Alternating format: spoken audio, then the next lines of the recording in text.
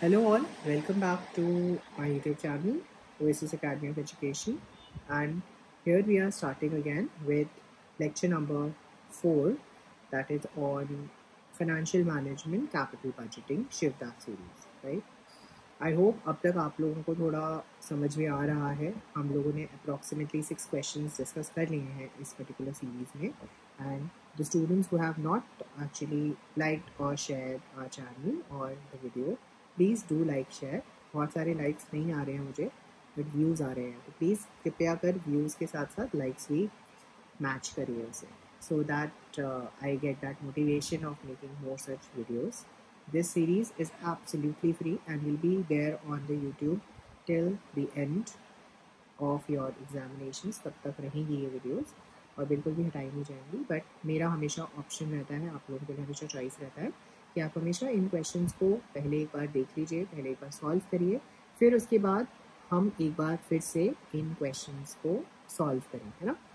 मैं हमेशा रिकमेंड करता हूँ कि आपको सारे के सारे क्वेश्चंस फाइनेंशियल मैनेजमेंट के, एटलीस्ट शिवदास के जो क्वेश्चंस हैं वो आपको एटलीस्ट एक दो दो बार खुद सॉल्व करके जाना चाहिए.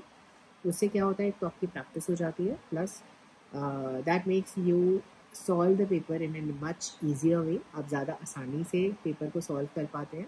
और दूसरा मेरा जो रीज़न होता है इस तरीके के सॉल्विंग करवाने के पीछे ये होता है कि आपका अगर कुछ कॉन्सेप्ट क्लैरिटी नहीं है ना, तो वो भी क्लियर हो जाता है, right. Again I would really like you guys to give us a feedback that how the videos are, आपको कैसी लग रही हैं, कैसा how the videos are for you guys. And I hope you are liking what you are seeing, right? चलिए, without wasting any more time, let's move ahead to the next question. Question number 7. We are starting with lecture number 4. That's FM Financial Management Shivdas series. Here we start. Question number 7 जो है वो आपको बोलता है a particular project has 4-year life, मतलब 4 साल की life है प्रोजेक्ट की, with yearly projected net profit 10,000 after charging yearly depreciation of 8,000. मतलब मुझे 10,000 का प्रॉफिट अर्न हो रहा है डेप्रिसिएशन 8,000 का चार्ज करने के बाद, है ना. In order to write off the capital cost of 32,000, मतलब 4 साल में 38,000 का डेप्रिसिएशन आएगा, तो इसका मतलब 32,000 का मेरा आउटफ्लो है, टोटल कैश लगा बराबर खर्चा हुआ. Out of the capital cost 20,000 is payable immediately, 20,000 मैंने इमीडिएटली पे किया, मतलब ईयर 0 पे. और जो बैलेंस है वो नेक्स्ट ईयर में मैंने किया, which will be needed for evaluation. ठीक है, मतलब 12,000 हमने नेक्स्ट ईयर पे किया, नॉट द करंट ईयर. ठीक है, तो 32,000 भी इंस्टेंटली पेमेंट नहीं हुआ, हमने 2 ईयर्स में 2 टाइम्स में पेमेंट करा. स्टॉक जो है वो 6,000 का था जो हमने ईयर 0 में इन्वेस्ट किया, और डेटर्स जो थे ये थ्रू आउट द हमें रहेंगे, थ्रू आउट द प्रोजेक्ट हमें ज़रूरत पड़ेगी. और डेटर्स जो है वो भी 8,000 के हैं जो कि इन्वेस्टेड रहेंगे ईयर 1 में. तो प्रैक्टिकली अगर आप देखेंगे, मैंने 6,000 रुपये इन्वेस्ट करे हैं और 8,000 टोटल में मैंने 14,000 रुपीज़ एक तरीके से वर्किंग कैपिटल करंट एसेट्स के इन्वेस्ट करे हैं इन द प्रोजेक्ट, है ना. अगर आप देख सकते हैं working capital will be recouped in year 5. Year 5 में ये पैसा मुझे वापस से मिल जाएगा. ठीक है. It is expected that the machinery will fetch a residual value of 2,000, मतलब जब मैं एसेट को बेचूंगा 32,000 का जो मेरा एसेट था, और जब मैं सेल आउट करूँगा तो मुझे 2,000 रुपीज़ रिटर्न में मिल जाएंगे, है ना. तो वही हमें बेसिकली बोला गया, है ना. At the end of the 4th year income tax is payable 40% and depreciation is charge written down value method 25% per annum. तो बेसिकली हमने बोल दिया कि 40% हमारा इनकम टैक्स है और डेप्रिसिएशन जो चार्ज होता है वो 25% on written down value method पे चार्ज होगा. होता है इनकम टैक्स जो है वो पे किया जाएगा 9 months after the end of the year, मतलब जब हमारा फाइनेंशियल ईयर कंप्लीट हो जाएगा उसके 9 महीने बाद हम इनकम टैक्स का पेमेंट करेंगे. व्हेन प्रॉफिट इज मेड, जब हम प्रॉफिट अर्न कर लेंगे, मतलब जब हमने प्रॉफिट का कैलकुलेशन कर लिया. Residual value 2,000 will also bear a 40% tax. तो यहाँ पर एक छोटा सा चेंज आ गया कि जो मेरा रेजिडुअल वैल्यू है, जो मेरा स्क्रैप वैल्यू है, स्क्रैप वैल्यू पर भी मेरा टैक्स लगेगा, दैट वुड बी 40%. तो जब मैं स्क्रैप वैल्यू की वैल्यू कैलकुलेट करूँगा इनफ्लो में, तो मेरे को वहाँ पर टैक्स ऐड करना, मतलब उस पर भी टैक्स चार्ज करना पड़ेगा. तो मतलब जब मैं ईयर 4 में अपने एसेट को सेल ऑफ करूँगा, कैश फ्लो ऐड करूँगा, उसमें मेरे पास 2000 का कैश इनफ्लो आएगा, मतलब उसमें 2000 के इनफ्लो में मेरे को 40% का टैक्स लगाना पड़ेगा। समझ में नहीं आया, डोंट वरी, अभी हम क्वेश्चन सॉल्व करेंगे डिटेल में, तब आपको समझ में आ जाएगा। आपको बोलता है although the profit is for 4 years, the computation of tax and realisation of working capital computation will be required up to 5 years। बोलता है क्योंकि हम टैक्स का पेमेंट 9 महीने बाद कर रहे हैं, तो इसका मतलब ये है कि हमारे लिए 5th ईयर भी एग्जिस्ट करेगा। ऑल्दो हम 4 साल में ही एसेट को कंप्लीट कर देंगे, लेकिन फर्स्ट ईयर का पेमेंट सेकंड ईयर में होगा, सेकंड ईयर का पेमेंट थर्ड ईयर में होगा, थर्ड ईयर का पेमेंट फोर्थ ईयर में होगा, और फोर्थ ईयर का पेमेंट 5th ईयर में होगा। तो इसलिए जो भी हमारा कैलकुलेशन होगा, जो भी हमारा रियलाइजेशन होगा, वो किसने कौन सी ईयर में होगा, नेक्स्ट ईयर में होगा। तो मतलब अगर मेरा प्रोजेक्ट 4 साल का है तो एक्चुअली में वो कॉस्ट कितना बेयर करेगा, वो 5 साल का कॉस्ट बेयर करेगा, राइट। आपको बोला है डिस्काउंटिंग फैक्टर 10% है, और डिस्काउंटिंग फैक्टर्स आपको क्वेश्चन में दे भी रखे हैं, नेट प्रेजेंट वैल्यू फैक्टर। आपको बोला है NPV of the project calculate करिए और बताइए क्या ये प्रोजेक्ट लेना चाहिए नहीं लेना चाहिए। तो लेने या ना लेने का डिसीजन किस पे डिपेंड करता है, लेने या ना लेने का डिसीजन डिपेंड करता है हमारे एनपीवी के पॉजिटिव या नेगेटिव होने पे। अगर एनपीवी पॉजिटिव है तो प्रोजेक्ट को बिल्कुल एक्सेप्ट कर लीजिए, एनपीवी नेगेटिव है बिल्कुल भी एक्सेप्ट मत कीजिए, तो प्रोजेक्ट को वहीं की वहीं ख़त्म कर दीजिए, है ना। चलिए, जब सबसे पहले तो हम लोग यहाँ पर कैलकुलेशन करते हैं, we are first of all going to calculate the net profit for the year. अगर आप देखेंगे हमें क्वेश्चन में बोला था कि 32,000, मतलब हमारा यहाँ पर ये है, बोलता है out of the capital cost of 20,000 जो हमें इमीडिएटली पे करना है, बैलेंस जो है वो नेक्स्ट ईयर में पे करना है। अगर आप देखोगे इन्होंने जब इसका कंपटीशन स्टार्ट किया तो इन्होंने सबसे पहले तो इनकम टैक्स का कंपटीशन करा हुआ जो नेक्स्ट ईयर पे होगा। अगर आप देखोगे 10,000 पे टैक्स कब पे होगा, नेक्स्ट ईयर पे होगा। 10,000 पे 40% टैक्स 4,000 पे होगा। At the same time again next 10 year, then next year का मेरा प्रॉफिट कितना है 10,000, उस पर 4,000, 40% का टैक्स है ना, 40% का टैक्स। सिमिलरली 10,000 की इनकम है, 4,000 का टैक्स, और यहाँ पर अब मेरे पास 12,000 की इनकम हो गई क्योंकि 2,000 रेजिडुअल वैल्यू भी ऐड हो गया। लाइक आई टोल्ड यू कि यहाँ पर आपको क्वेश्चन में लिखा है कि जो मेरा रेजिडुअल वैल्यू है, what ever is my residual value, that residual value will also bear a 40% tax. तो मैंने अपनी प्रॉफिट में रेजिडुअल वैल्यू भी ऐड कर दिया जिससे मैं यहाँ पे टैक्स का अमाउंट निकाल सकूँ। तो मेरे को एक चीज़ पता चल गया, मैंने ईयर 1 में कोई भी टैक्स का पेमेंट नहीं किया, ईयर 2, 3, 4, 5 में मैंने टैक्स का पेमेंट किया। आई होप यहाँ तक किसी को भी कोई प्रॉब्लम नहीं होनी चाहिए, all should be well, right.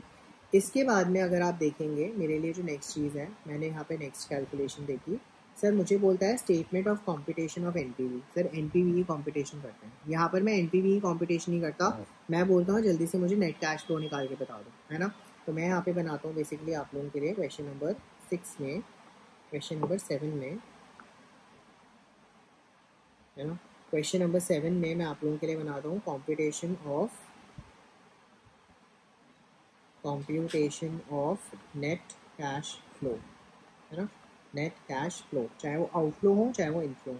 तो बेटा मैंने अपने वही ईयर 1, है ना, यहाँ पे इन्होंने देखा, चाहे मैंने 0 से स्टार्ट किया, year 0, year 1, year 2, year 3, year 4 और ईयर 5, ऐसे करके मैंने 5-6 सालों का बेसिकली कॉम्बिनेशन बना दिया, है ना। आप देख लोगे सबसे पहले मैंने आउटफ्लो से स्टार्ट किया, सबसे पहले मैंने आउटफ्लो से स्टार्ट किया। सर मेरा जो आउटफ्लो है ईयर 0 में जा रहा है 20,000, और 12,000 मेरा जा रहा है कितना, 12,000 मेरा जा रहा है ईयर 1 में, क्योंकि 32,000 की टोटल कॉस्ट थी, है ना। आई होप यहाँ तक तो कोई प्रॉब्लम होना नहीं चाहिए।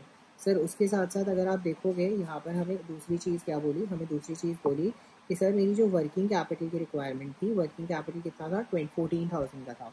तो 6,000 स्टॉक के रूप में यहाँ पे जा रहा है ईयर 0 में, एंड 8,000 जा रहा है ईयर 1 में, ईयर 1 में 8,000 डेटर्स के रूप में, है ना।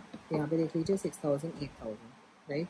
इसके साथ साथ बेटा मैंने यहाँ पे करा पेमेंट ऑफ टैक्स, है ना, पेमेंट ऑफ टैक्स।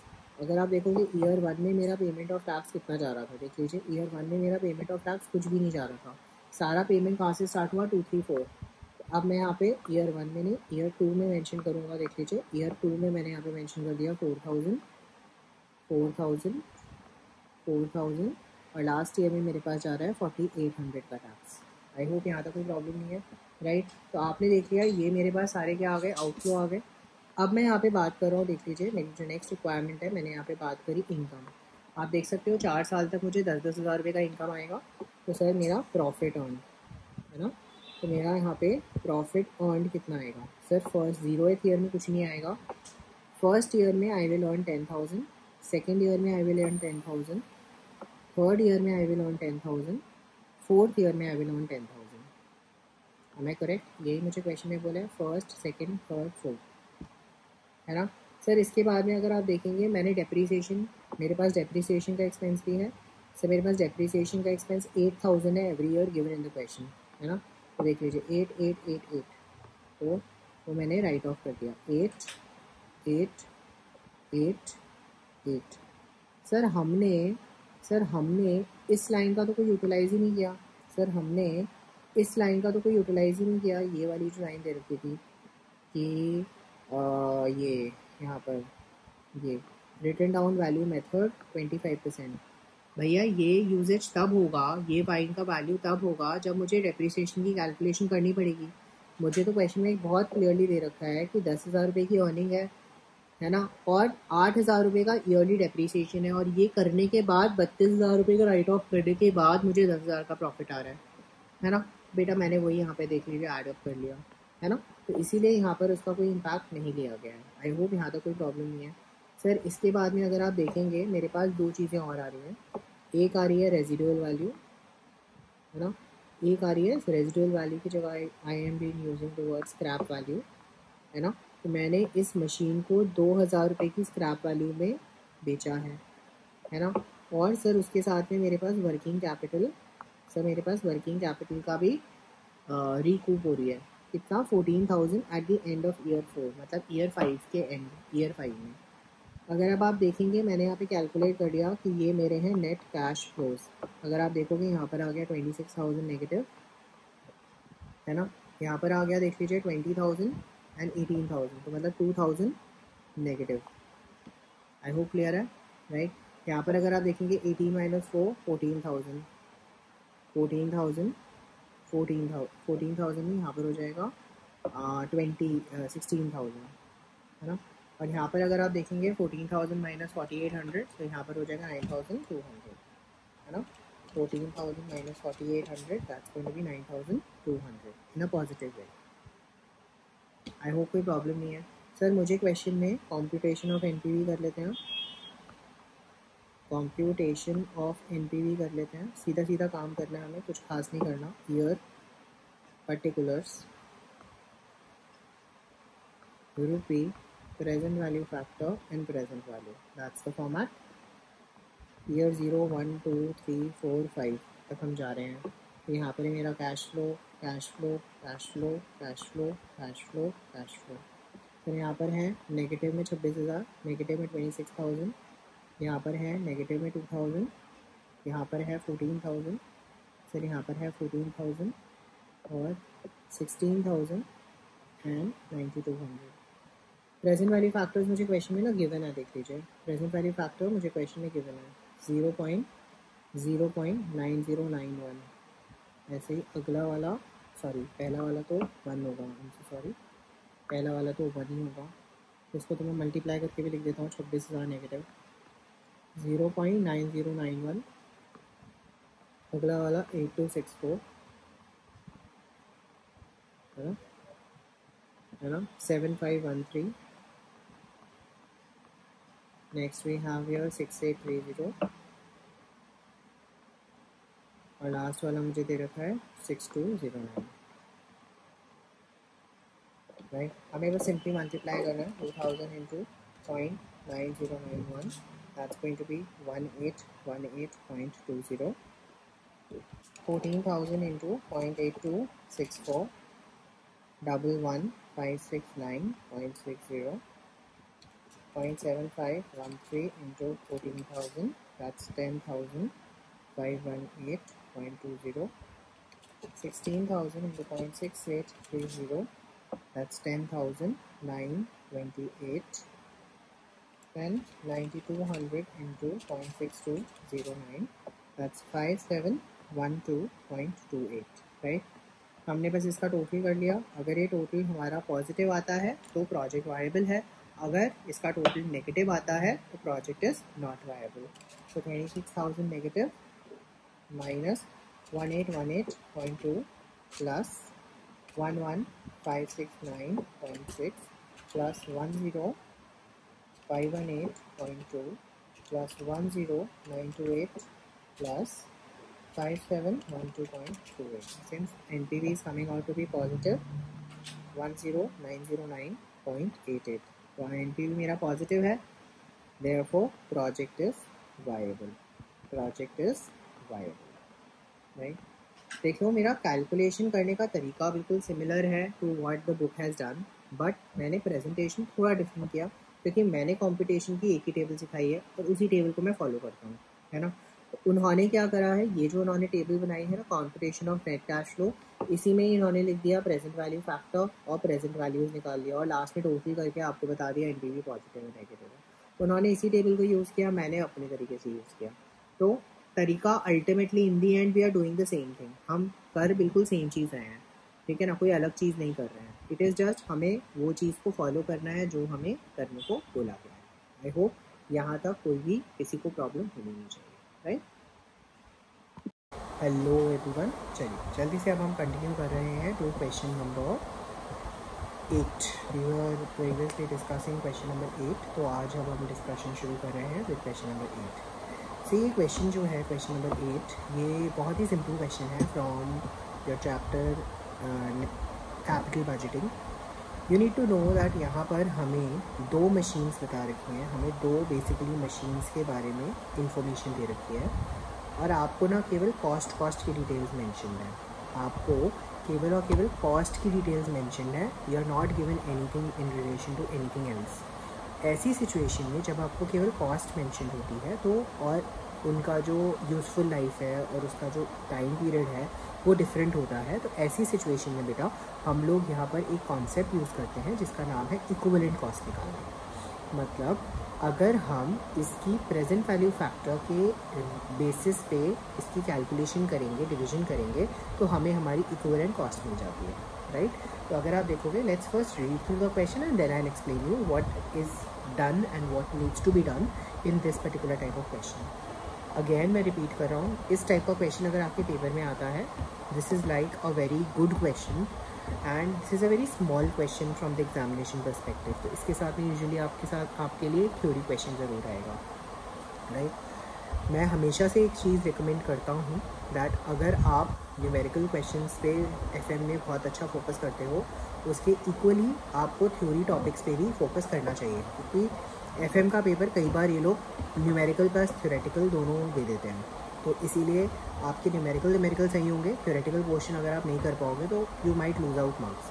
और फिर ये लोग रेशियो जो बनाते हैं वो कुछ ऐसे बनाते हैं 12:5 या मतलब 9:6 एस टाइप का थ्योरी रेशियो बनाते हैं। तो बेसिकली क्या होता है, उसमें मार्क्स इन्वॉल्व काफ़ी हाई क्वांटिटी में होते हैं, तो ये लोग बेसिकली उस हिसाब से लेआउट करते हैं। तो you have to make sure that आपका थ्योरी प्लस न्यूमेरिकल पोर्शन दोनों अच्छे से प्रिपेयर्ड आप हो और आप अच्छे से उसको प्रिपेयर करके काम कर रहे हो, राइट।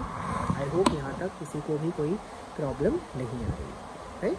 चलिए हम अब मूव ऑन करते हैं, let's read to the question first. A company has to make a choice between two identical machines, machine A and machine B. आपको क्वेश्चन में ऑलरेडी बता दिया कि वो दो आइडेंटिकल मशीन्स हैं। दो आइडेंटिकल मशीन से हमारे कहने का मतलब क्या है, जो एक से सा काम करेंगी, जो एक सा काम करेंगी, है ना। Which have been designed differently, जिनका डिज़ाइन जो है वो डिफरेंट है ना, लेकिन they do exactly the same job. इनका जो काम है वो दोनों बिल्कुल सेम जॉब करती हैं, बिल्कुल सेम काम करती हैं। सर बोलता है मशीन ए का जो कॉस्ट है वो है 7,50,000 का, मतलब खर्चा मेरे को 7,50,000 रुपये खर्च करना पड़ेगा और वो 3 साल चलेगी। आपको बोलता है 2 लाख रुपये पर एनम का और खर्चा है, हमें 2 लाख रुपये और खर्चा करना पड़ेगा हर साल in order to maintain the machine. तो एक तो मेरा ईयर 0 पे 2 लाख रुपये 7,50,000 का एक्सपेंस हो गया, उसके साथ साथ हर साल 3 साल मुझे 2 लाख रुपये का कॉस्ट बेयर करना पड़ेगा, जो उसकी प्रेजेंट वैल्यू पे निकालेंगे हम, है ना। मशीन बी के बारे में आपको बता रखा है, मशीन बी एक इकोनॉमी मॉडल है।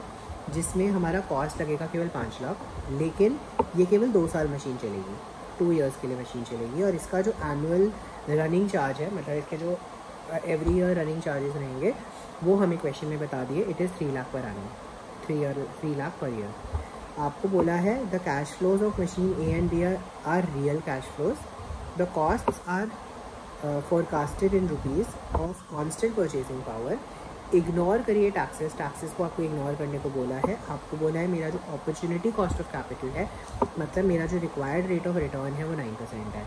तो इसका मतलब मैं जो पीवीएफ फैक्टर्स निकालूंगा, मैं जो प्रेजेंट वैल्यू फैक्टर्स निकालूंगा वो किस पे निकालूंगा सर, वो 9% पे निकालूंगा, है ना। किस पे निकालूंगा सर, वो मैं 9% पे कैलकुलेट करूँगा। बट कैलकुलेट करने की ज़रूरत नहीं है थैंकफुली इस क्वेश्चन में, बिकॉज आपको factors for first year, second year and third year 3 साल की चाहिए आपको मैक्सिमम, वो तीनों साल के फैक्टर्स आपको क्वेश्चन में गिवन है, right.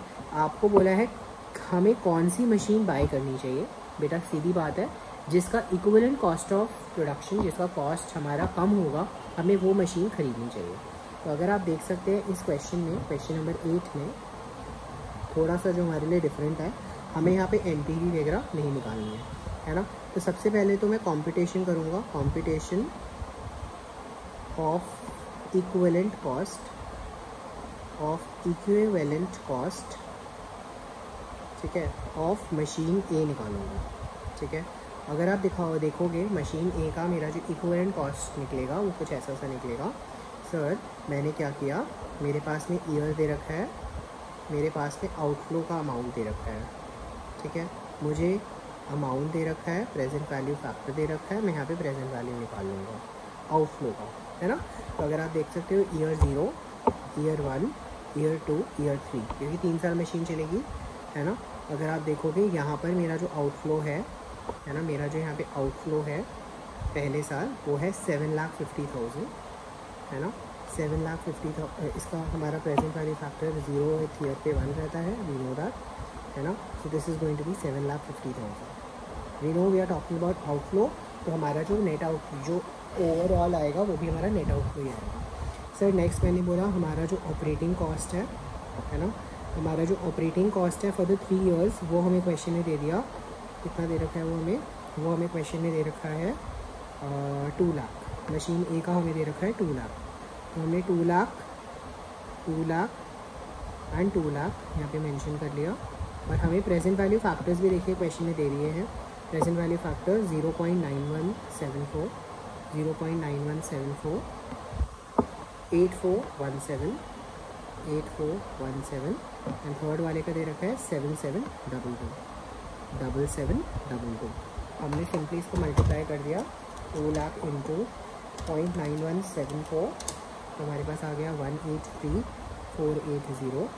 2 lakh into 0.8417, right, 168,340, and lastly 2 lakh into 0.7722, that's going to be 1,54,440। हमने बेटा इसका टोटल कर लिया, कितना आ गया 7,50,000, 183,480 प्लस 168,340 प्लस 154,440, तो हमारा टोटल आ गया देख लीजिए 12,56,260। अगर आप देख सकते हैं मेरा टोटल कॉस्ट आ गया 12,56,260। सर मुझे अगर कैलकुलेट करना होता है इक्विवेलेंट कॉस्ट, तो मैं क्या करता हूँ सर, मेरा जो टोटल कैश आउटफ्लो है, मेरा जो टोटल कैश फ्लो है उसे मैं डिवाइड कर देता हूँ मेरे प्रेजेंट वैल्यू एन्युटी फैक्टर से, है ना। आप देख सकते हैं यहाँ पर मेरा 9% है एंड फॉर 3 ईयर्स, है ना। तो अगर आप देख सकते हो मेरे पास जो ये 3 एन्युटी फैक्टर्स हैं, इन तीनों का मैं टोटल करूँगा और इसको मैं यहाँ पे डिवाइड कर दूँगा।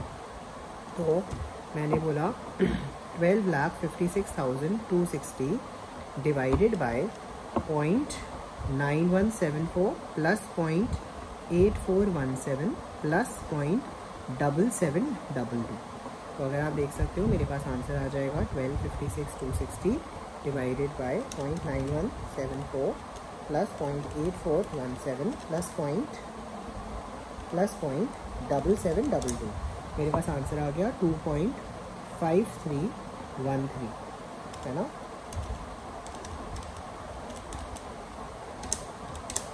अगर आप देख सकते हैं यहाँ पर मेरे पास जो इसका वैल्यू आ गया वो आ गया 496,293, है ना। ये मेरे पास इसका इक्विवेलेंट कॉस्ट आ गया, अगर आप देख सकते हैं, है ना। तो ये मेरे पास इसका इक्विवेलेंट कॉस्ट आ गया। This is of machine A. Sir similar way में हम यहाँ पे कंप्यूटेशन करेंगे, कंप्यूटेशन ऑफ इक्विवेलेंट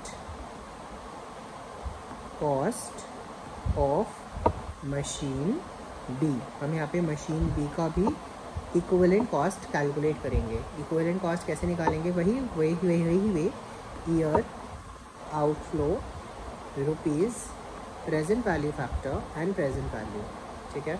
हमने बस इनको टोटल किया और हमने यहाँ पे बेसिकली वैल्यूज़ निकाल लिया, ठीक है। अब हम क्या करेंगे 0, 1, 2, क्योंकि 2 साल ही है मशीन, तो मेरा आउटफ्लो यहाँ पर क्वेश्चन में दे रखा है 5 लाख, है ना।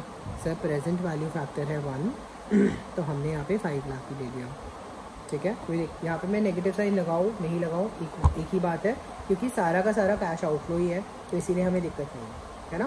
क्योंकि सारे के सारे हमारे कैश आउटफ्लो हैं, तो इसीलिए हमें दिक्कत नहीं है, इसीलिए हम चाहे नेगेटिव लगाएं चाहे नेगेटिव ना लगाएं चलेगा। सर अगर आप देखोगे मेरी कॉस्ट, मुझे क्वेश्चन में यहाँ पे ऑपरेटिंग कॉस्ट क्वेश्चन में दे रखी है 3 lakh.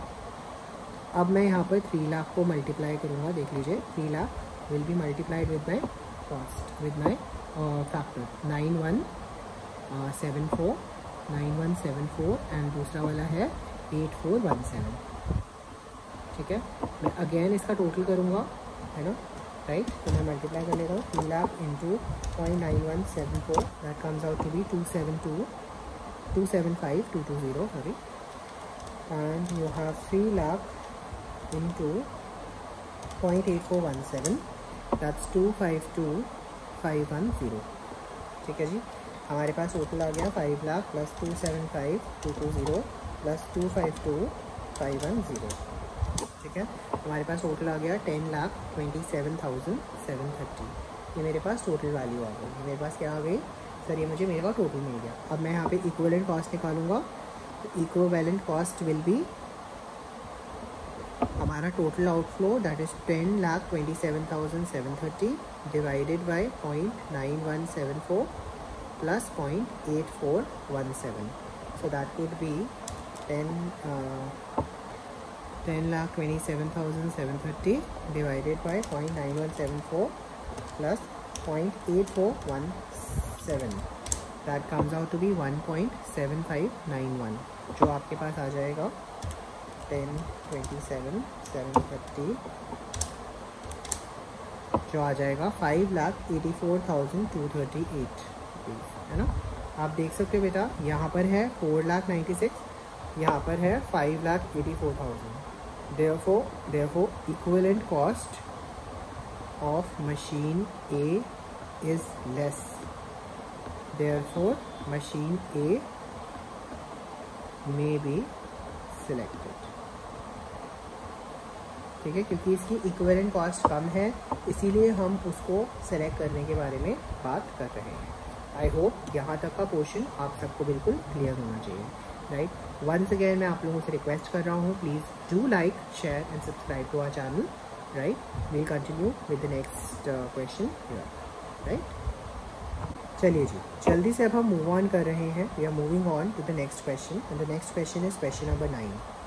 As you can see in this question, this is a simple question जहाँ पर आपको वही नेट प्रेजेंट वैल्यू वगैरह निकालना है।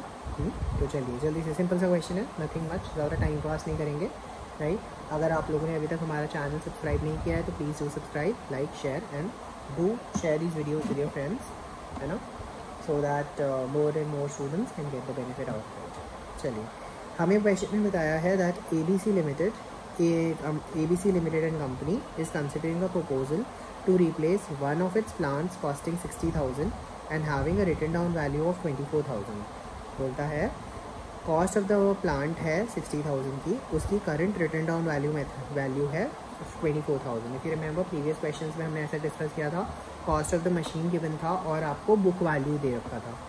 The remaining economic life of the plant is 4 years, 4 साल इकोनॉमिक लाइफ है, and he will have no salvage value. तो आप यहाँ पे इसका डेप्रिसिएशन अमाउंट निकाल सकते हो, 24,000 divided by 4, that will come out to be 6,000 per annum. However आज अगर मैं इसे बेचता हूँ तो it will have a salvage value of 20,000। That means मेरे पास 4,000 का कैपिटल गेन आएगा, क्योंकि 24,000 में से 20,000 माइनस कर दूंगा सेल वैल्यू, तो मुझे क्या मिल जाएगा, कैपिटल गेन। कैपिटल गेन पे टैक्स होगा अगर बोला होगा क्वेश्चन में तो, है ना। नेक्स्ट बोलता है the new machine costing 1,30,000 is also expected to have a life of 4 years. मतलब जो मैं नई मशीन खरीदूँगा उसकी लाइफ भी 4 साल होगी, है ना। जो मैं न्यू मशीन खरीदूँगा उसकी लाइफ भी 4 साल होगी और उसकी वैल्यू है 1,30,000, लेकिन इसकी स्क्रैप वैल्यू दे रखी है 18,000, तो 1,30,000 माइनस 18,000 डिवाइड बाई 4 आएगा, तो आप डेप्रिसिएशन का अमाउंट निकाल सकते हो। The new machine due to its technological superiority is expected to contribute additional annual benefit before depreciation is 60,000। मतलब मेरे को एक एनुअल बेनिफिट मिलेगा, तो मेरे लिए एनुअल सेविंग्स होगी, चाहे आप इसको कॉस्ट में कह लो, चाहे आप कह लो किसी भी तरीके से। तो आपको एनुअल बेनिफिट क्वेश्चन में दे दिया कि वो मेरे 60,000 है। आपको क्वेश्चन में बोल दिया फाइंड आउट करिए cash flow associated with the decision given that the tax applicable to the firm is 40%। And आपको क्वेश्चन में क्लियरली बता दिया दैट मेरा जो कैपिटल गेन और लॉस जो है उसे हम we are not going to take that subject to cost. हम उसे कैपिटल जो भी हमारा कैपिटल गेन होगा उस पर हम टैक्स नहीं लगाएंगे, हमें क्वेश्चन में क्लियरली बोल दिया। इस क्वेश्चन को सॉल्व करना देख लीजिए, हम ऑलरेडी 2 बार ऐसे क्वेश्चन डिस्कस कर चुके हैं पीछे, तो मैं इस क्वेश्चन को बहुत क्विकली डिस्कस करने वाला हूँ। This is your question number 9 of your book. सबसे पहले हम यहाँ पे कैलकुलेशन करेंगे ऑफ कैश आउटफ्लो। तो अगर आप देख सकते हो मेरे पास कैश आउटफ्लो का कैलकुलेशन में मेरा cost of new machine, cost of new plant मुझे क्वेश्चन में गिवन है 1,30,000। इसमें से मैं माइनस कर दूँगा sale proceeds of old machine, क्योंकि कैपिटल गेन का सेविंग्स हमें दे नहीं रखा, तो इसीलिए बस केवल वही माइनस होगा। तो यहाँ पर आ जाएगा मेरा कैपिटल आउटफ्लो 1,10,000। वर्किंग कैपिटल वगैरह कुछ दे नहीं रखा, तो इजीली क्वेश्चन हो जाएगा। नेक्स्ट मैंने करना है कैलकुलेशन ऑफ डेप्रीसिएशन। नेक्स्ट मेरा काम है कैलकुलेशन ऑफ डेप्रीसिएशन।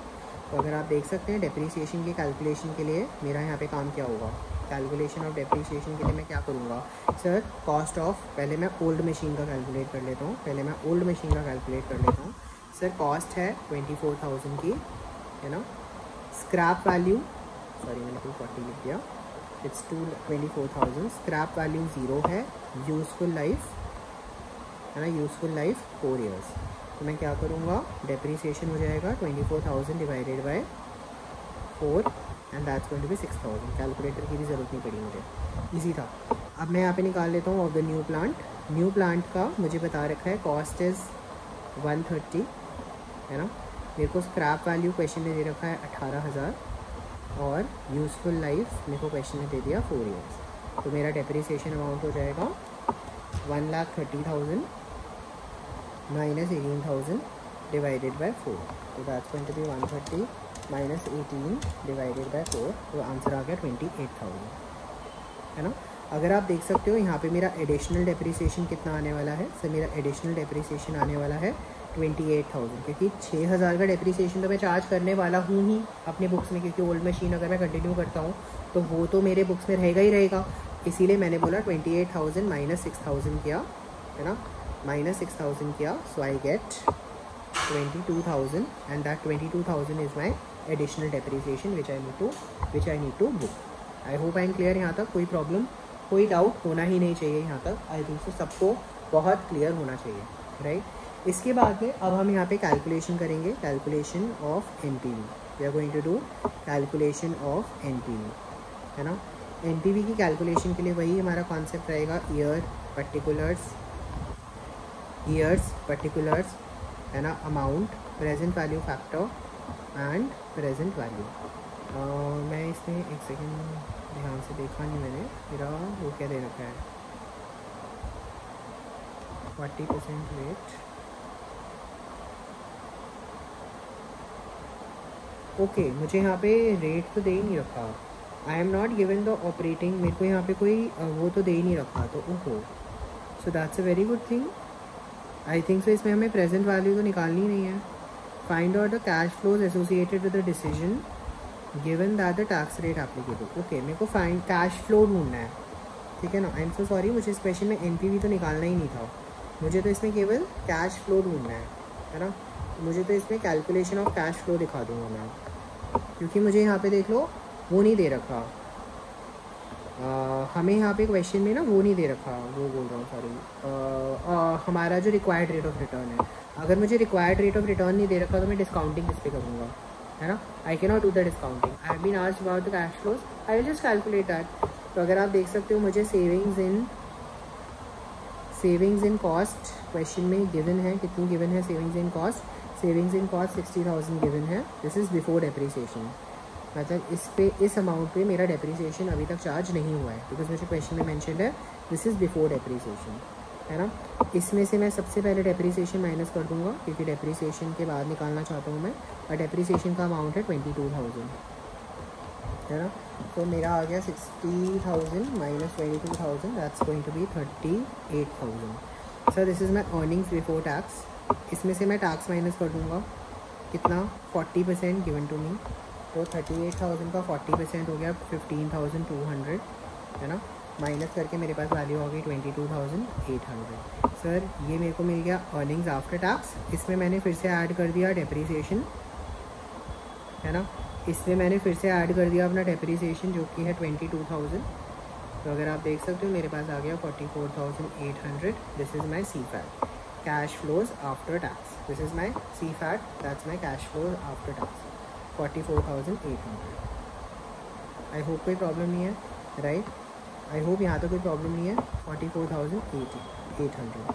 आपसे क्वेश्चन में बोला है कि हमारे को फाइंड आउट करिए cash flows associated with this decision given that the tax rate is 40।